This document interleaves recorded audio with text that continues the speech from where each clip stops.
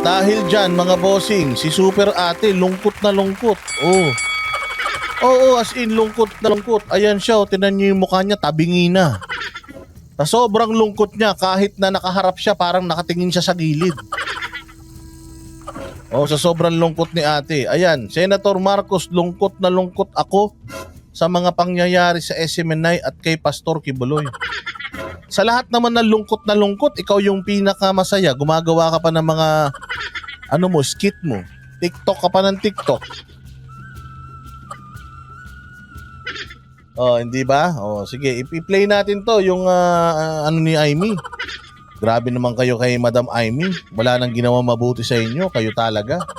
Ma'am, si Presidente, siya na mismo nag-advise kay Pastor Kibuloy na sana humarap na sa Senate at House hearing to give his side dun sa mga allegation laban sa kanya.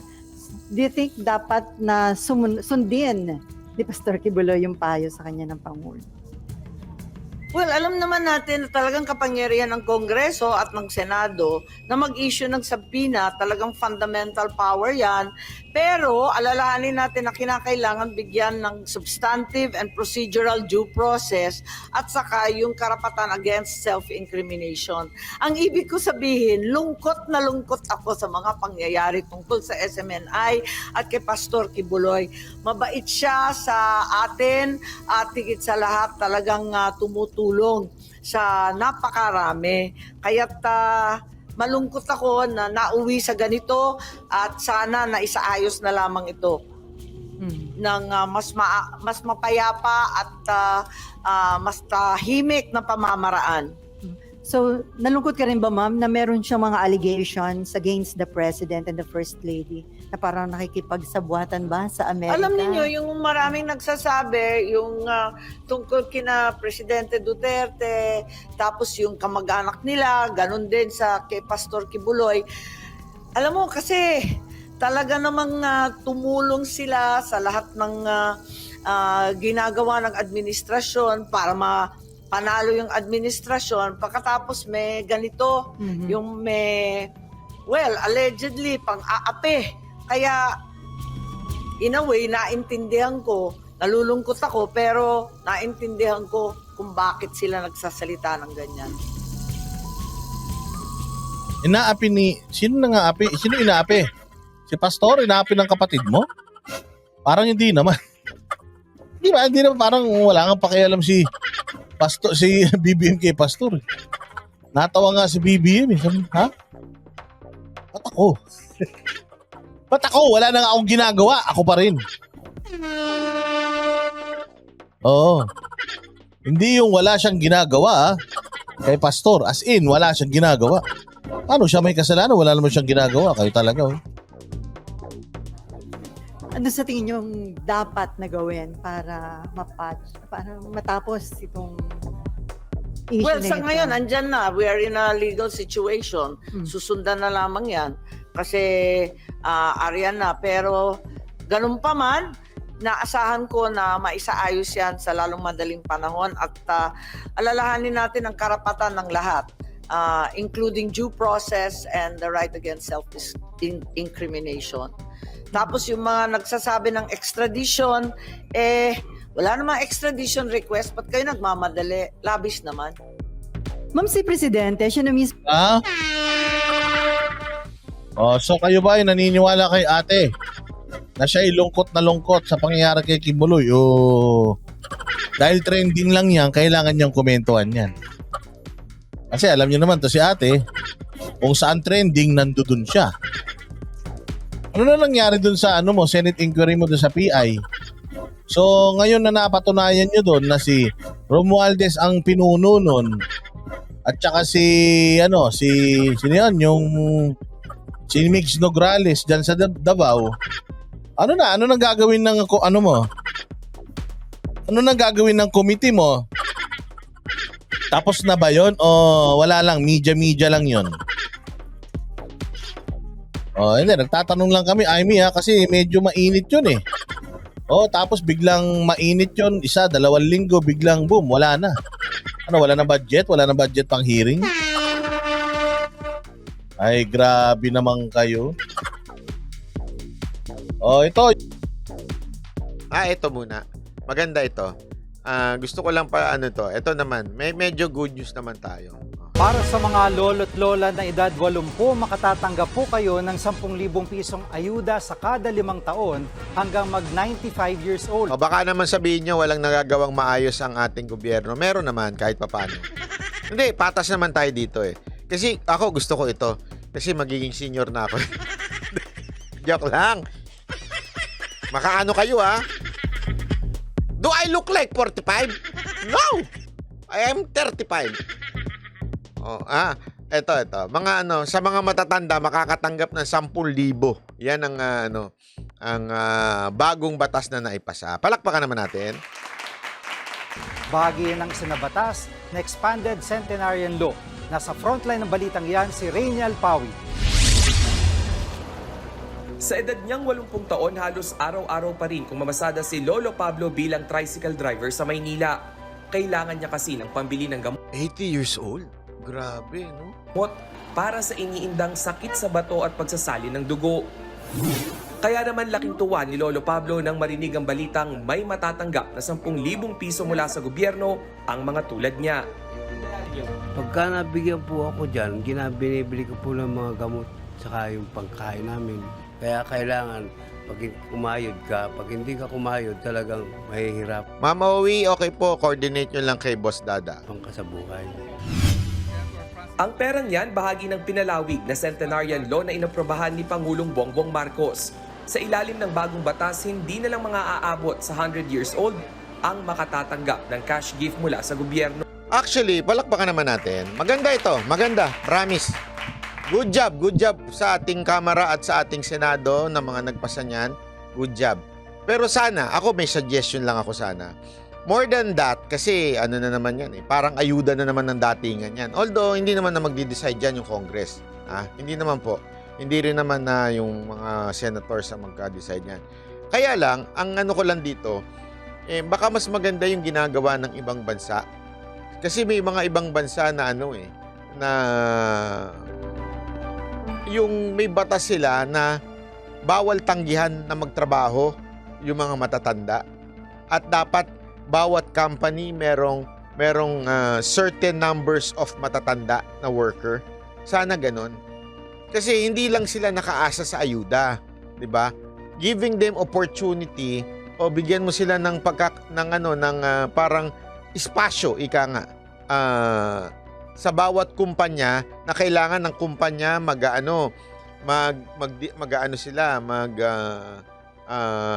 kailangan nilang magtrabaho. Pwede. Bawat kumpanya, requirement, ika nga. Kailangan, may 100 kayong empleyado, dapat may 10 kayong senior dyan. Sana may ganun. Sa Maynila, may ganyan. Hindi ako sure eh. Kung ang patakaran ba, alam ko may ganyan. Kailangan, bawal tanggihan. Something like that. Ang alam ko ibig sabihin, kaya lang kasi, ang problema mo sa bawal tanggihan, hahanap ng butas yung kumpanya para hindi sila ma-hire, 'di ba? Hindi sasabihin mo kasi ito requirement dito sa na to, ganito. Kung alam mo namang hindi kayang gawin ng matanda 'yon, patay na. Sabihin, wala ring gamit yung batas na 'yon. Ang sanang meron talagang i-require. Kailangan pag kumpanya ka, required ka magkaroon ng empleyadong matanda. Ibig sabihin wala kang choice. Kailangan kang merong ganun. Sana lang may ganung klase. Although, pag-aaralan yun kasi medyo mahirap din yun ipatupad sa Pilipinas. Lalo na sa Japan till 75 years old pwede. Oo nga eh. Alam mo, dami dyan nagtatrabaho. Wala kang makikitang dyan eh. Kumukuya-kuy lang sa bahay, tumatambay.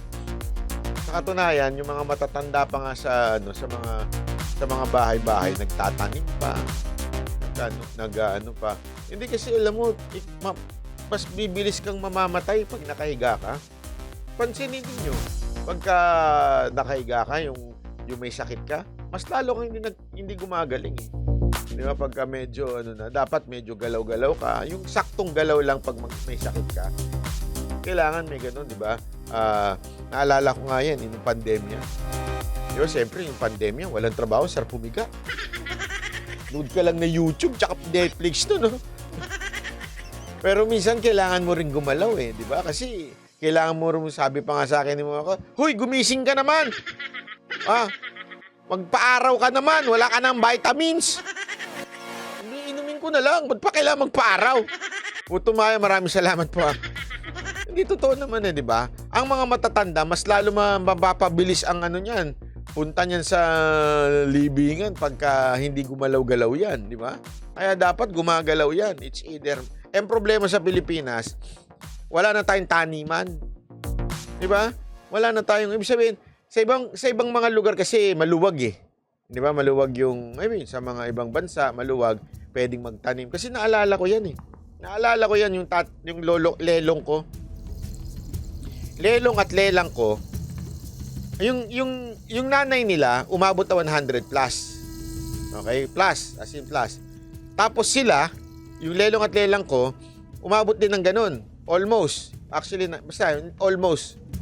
Ang ginagawa kasi nun, meron kami sa Fairview nun, yung parang parking namin, ginawang may bahagi doon na ginawang taniman. Ang mahilig kasi yung, siyempre, Ilocano yung lelong at lelang ko.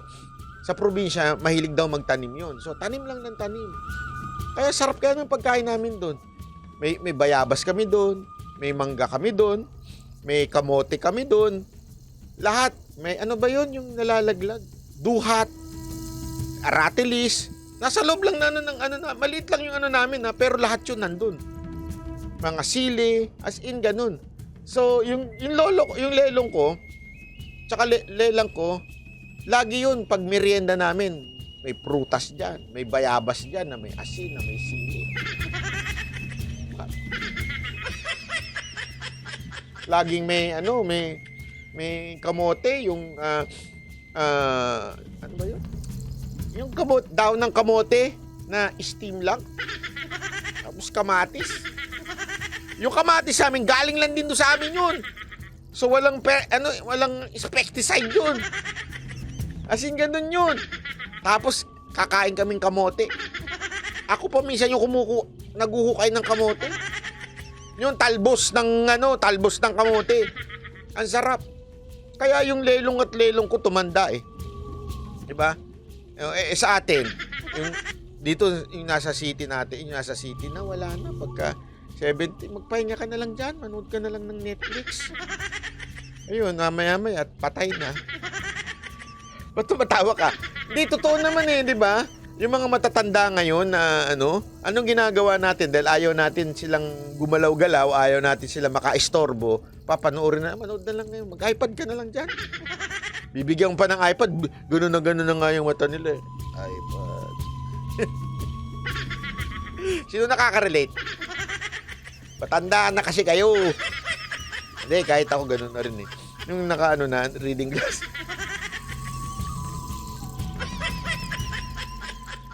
Kaya ako natutuwa dito. Dahil, alam nyo, malaking bagay ito sa mga senior natin. Sana lang, pag nakatanggap sila, alam mo yun, gamitin nila sa tama.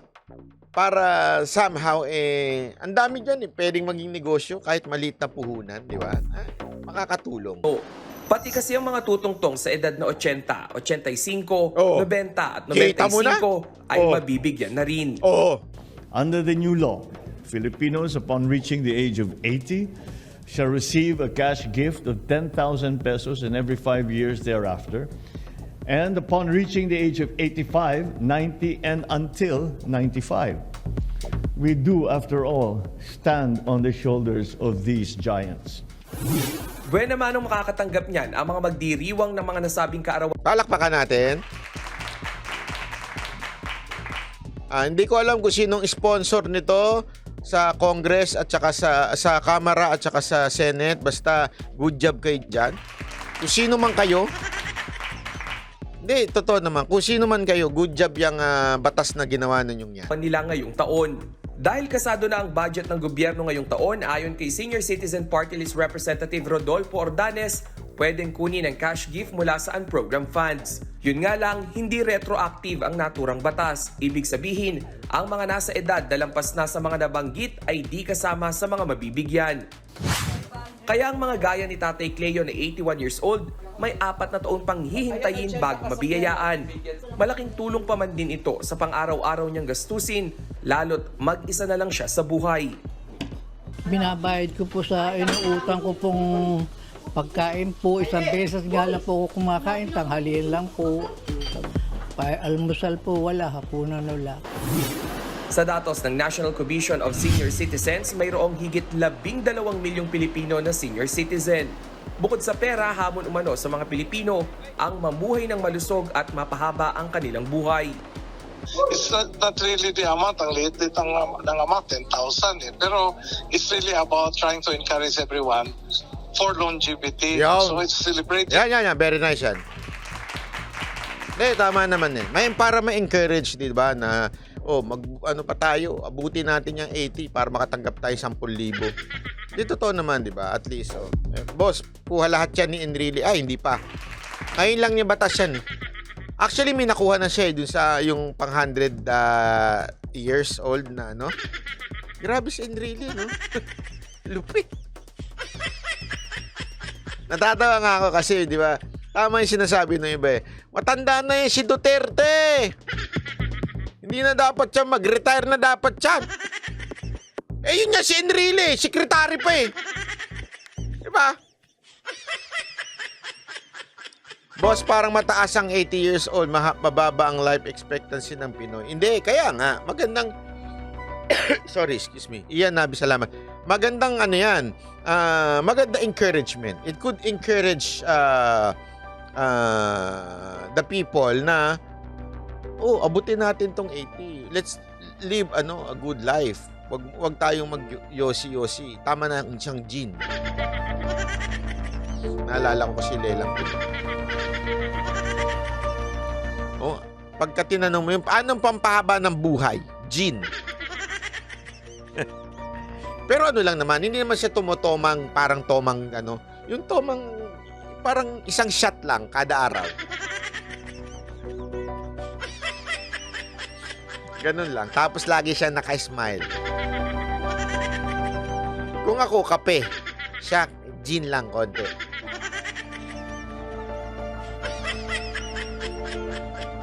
Life and increasing the length of our lives.